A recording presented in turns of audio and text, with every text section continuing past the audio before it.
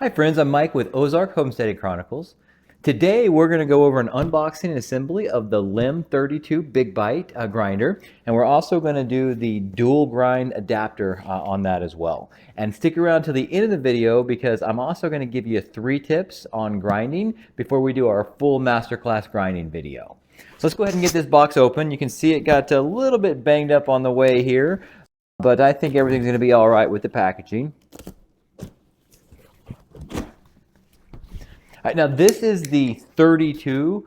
For pretty much any grinder company, it doesn't matter whether it's LEM or any company, they're going to make grinders everywhere from down to you'll see 5H, which are your smaller ones. Then you're going to go up to the 12, which is kind of your mid-range, your 22, and your 32s are going to be your bigger ones. So as we get in here, looks like I've got some directions and that I take the back bushing out with. Some schematics on that. All right, here are the plates. So I am very excited how big these plates are. We've been using a number 12 grinder for a while. I am very much interested to see how much quicker these go. This is going to be your meat plunger. I would tell you this is not something you should be using very often. If you are actually pushing the meat down, I would not recommend grinding like that. We'll go over more of that in another video. These are going to be your stuffers. Looks like they've got 3 sizes on the stuffers. Ugh. All right, now this is a heavy little guy right here. So this is going to be our grinder head assembly. I just toss that over there. So this is the retaining ring.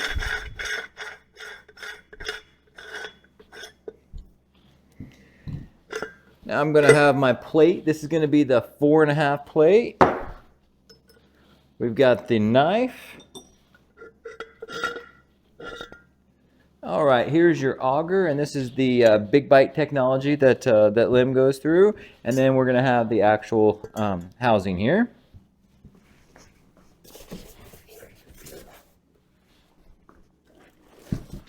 Okay, the meat tray.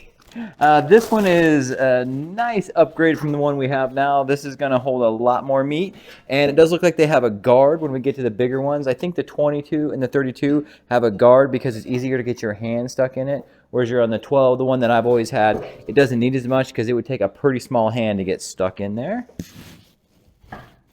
All right, this is a heavy guy.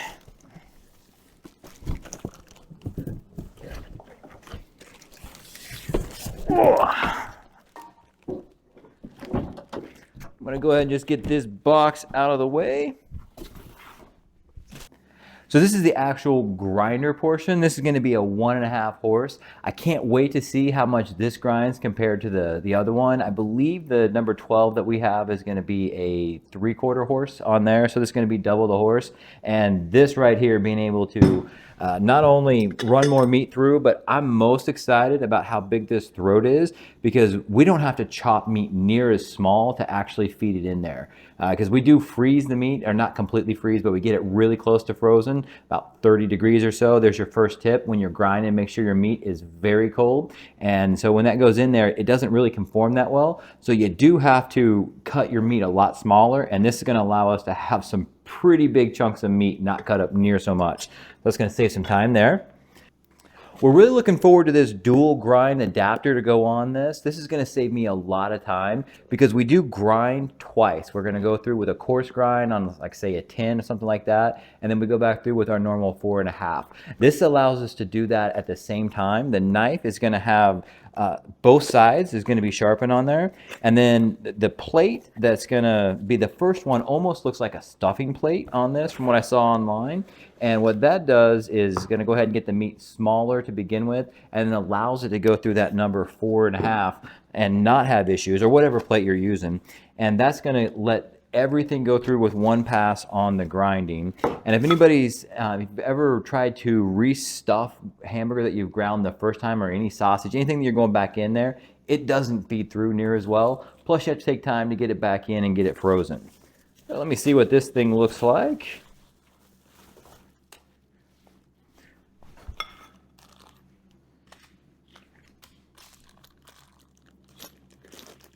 So here is going to be the longer adapter where you're able to put that knife on, it looks like. And here is going to be the knife with the dual cutting side. This is just going to go on the end of this to give us that expansion to put all this in. And then they do give me both the plates, which is going to be the 4.5, and it's going to have the plate that looks like the stuffing plate that, again, you do the cutting with. Now this comes with the 4.5. I'll tell you, for almost everything we do, 4.5 seems to be the Goldilocks size. We like the 4.5. When you go to the 3, I just feel that's too fine for most things that we do. And if you go to the 6, a lot of people think it's going to be a little bigger than they are used to. Plus, it can be a little chewier. The LEM came with a 4.5. It also comes with, it looks like a 10 to me. I'll have to double check that. Plus, this is an actual stuffing plate on here. Let's go ahead and get to the assembly portion on that. Since it's all out of here, I'm going to go over to our normal table, and then we'll get a close-up look at this, and I'll show you how this all goes together and some tips on how I like to assemble my grinder. Now let's out of that box, let's get over to my normal workstation table where it's a little bit taller, and I can show you how to put this thing together. I'm going to show you how you would put the regular grinder together, and then we're going to go in and figure out this adapter next. I will tell you, it doesn't matter what size of big bite grinder you have, whether you have the small ones clear up to the big boy, the 32. These all go together the same way with LEM, and pretty much any other style of grinder. I mean, these guys all almost came from the same place in China, and every grinder I've seen on these, they all look very similar. So whether it's a LEM or a Walton's or a Vivor, whatever you have for a grinder, this is going to pretty much work the same with any of your grinders on there. And I would say, I have not cleaned this up yet, but I'm going to tell you, make sure you go through and you clean up really well, because there is packaging oil on absolutely everything here. After you get it out of the sink and you get everything dried off, you need to lubricate these parts. A lot of people don't realize that as all this is working on itself, I mean, this knife, so this is the knife, this is the plate. These are going to be gummed together, and they're going to be cutting the meat in here. And this is going to create friction. It's going to get hot. You need to have everything, whoops. You need to have everything lubricated, just like you know, your auger, pretty much everything. On the back side here, there's going to be a white bushing in here. This tool will let you get that out. So you're just going to put that here, get a hammer, and knock that out. That needs to be lubricated every time because your auger is going to slide in there. Now when it comes to lubrication, we started with the LEM, the silicone spray. I've tried to get away from everything aerosol, and what we've switched to recently is going to be just a equipment oil on there, so I can just put that on there without actually spraying stuff. But again, make sure everything's nice and lubricated before you start any of your grinding projects. So we're going to take the head, and this right here is just going to, you probably can't see this that well, but there's a knob right here. So this is going to lock this in. So basically you can just get this adjusted in and go ahead and tighten that down. Now we've already established that the bushing is in the back and it's all the way in there. If you need to set the bushing, you can take this and you can push it through, and you can actually set that bushing if you've pushed that bushing out. Next, we're going to go ahead and we're going to run this all the way in there like that. Now you need to put your knife on. Make sure you put this on the right direction. The flat side of the knife, and you can actually feel it's kind of sharp when it's a newer knife. Just like the plates, you can feel these holes that they're sharp on here. The knife that's flat needs to go out because that's going to marry up to this plate on here. Tip number 2, you should actually marry your knife and your plates together because there will be a wear pattern on here. And what I do is every time that I'm changing a plate, it's going to get a different knife. So this knife, this plate is always going to stay together until they are resharpened, or I just start over with a new one. And you can see on the outside where the lettering is, make sure that the plate goes on the same way because you can turn the plate over. That's actually a way to get double use out of your plates. When I turn the plate over, I'm actually changing knives to either have a new knife or a knife that has been sharpened on there. There's also going to be a notch at the bottom of this, and there's a notch in the bottom of this head. And let me tighten this up just a little bit more. What you need to do is you need to line that up just like that. Now that's going to keep the plate from moving, but it will allow the knife to spin when the auger goes on. So we're going to go ahead and put the retaining ring on.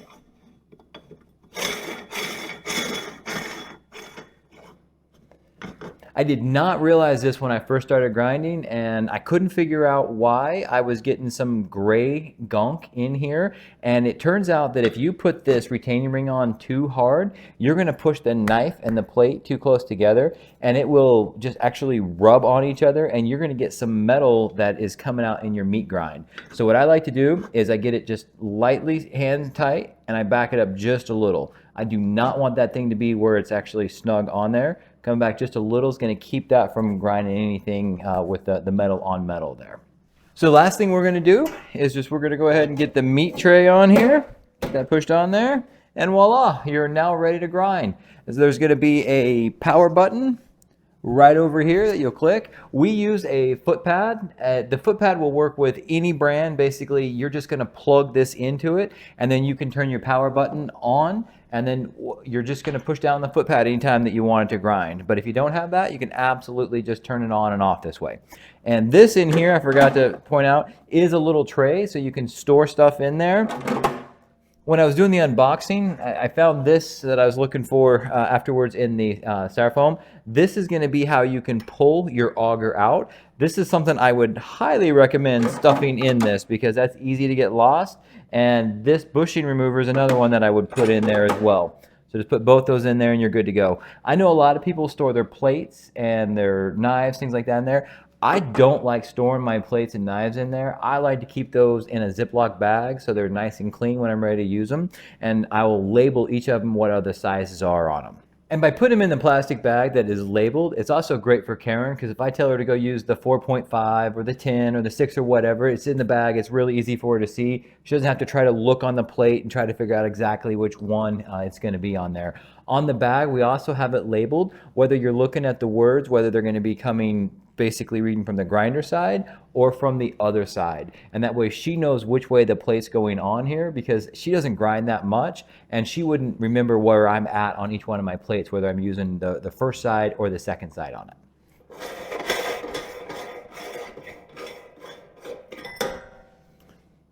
And to show you how this works, this is actually a very handy tool. You're going to take this, put it right here, and this is how you're going to pull everything out when it's tight. Anytime that you're going to start disassembling this, make sure you've unplugged it, because this any of these motors are going to be heavy enough that you can definitely hurt yourself if this comes on when it's not expected.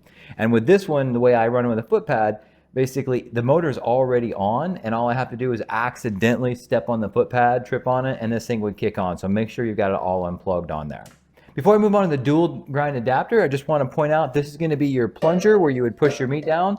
Again, not something you're going to use very often on that. I'm just going to use my hands and I'm going to push it in like that, and I'm going to kind of slowly work it in. This big bite system is absolutely going to pull that meat in and have everything running through there. Now these are going to be your stuffing tubes. I'm not saying that you can't stuff with a grinder, but we have not found that it's one of the easiest ways to stuff. If you're going to be grinding hamburger or sausage and you're just going directly into those bags, you can do it. I found though, if I'm going to be mixing it after this, because I don't like to put my sausage seasonings into the meat when I'm going through, so we're going to take it, we're going to put it in our big sausage mixer or in a bowl, we're going to mix it up. I'm not going to run it back through the grinder because it just seems like it takes longer. I'm going to use our sausage stuffer to stick it through there because it goes a heck of a lot faster. But you can definitely put these on here to do that. If you do that, this right here is going to be what you're going to use for your stuffing plate. So you'll put that on there, and it's just going to push the meat right through there. Now, I don't know about you guys, but the thing that I'm most excited about, other than the fact is this is going to grind a lot of meat quickly, is going to be this dual grind system. So let's go through and see if we can figure out how this thing goes together. I probably wouldn't need to take this off, but I'm just going to get it off so we can see better. And I can see what's going on. Again, remember, make sure this is unplugged before you start any of this.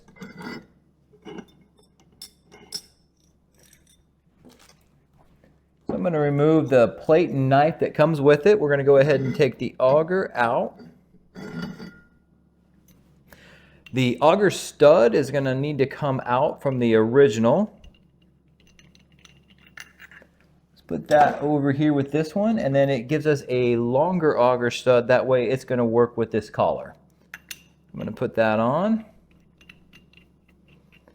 Now, I normally don't read directions. I know Karen gives me a hard time sometimes for not reading directions, but I had to read the directions because I could not figure out what this was. It looked like it went on the end of this spine, and I kept trying to figure out how I would put on the spine and then still get this to go in the grinder. And I'm like, this is not making sense. When I pull out the directions, this is going to give you a way to put a wrench on this so you can actually tighten this up. So that's the only thing you're using for this. Don't be like me and spend a bunch of time trying to figure out how to make this fit in there. So now that we have the auger reassembled, we're going to go ahead and slide that back in there. And if it doesn't go in all the way, just twist a little bit, and then you'll get that to line up with the spines, and then that'll go in just fine. Next, we're going to go ahead and put the plate in for the first grind. And again, this is a different plate than the other one, so make sure that you keep one in a bag. That's another great reason to have a Ziploc bag that specifically says this right here. We'll label this as the stuffing attachment, not the actual grinding plate.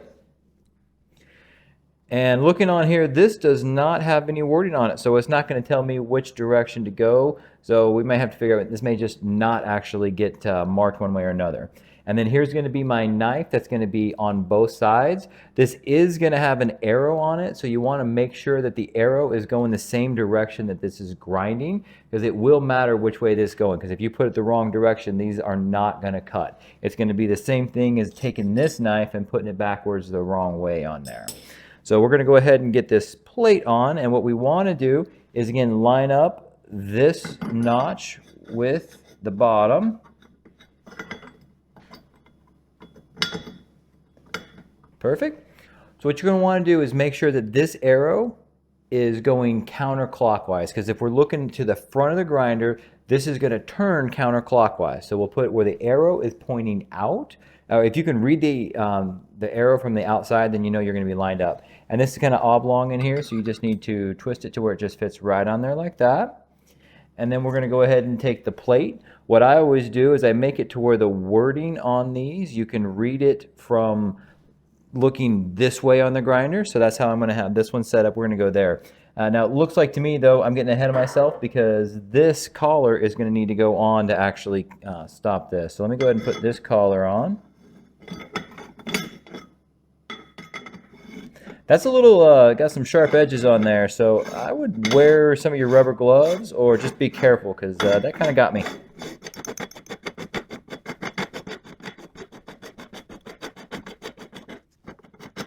That takes a little bit to screw on. And then we're going to have another one of these set screws, or set bolts, so we can go ahead and put that in there so this doesn't turn on us. And we're going to take this, there's going to be, this is lined up here, so it must just be where this lines up, how you twist on there, so that'll go on right there. We're going to take the retaining ring,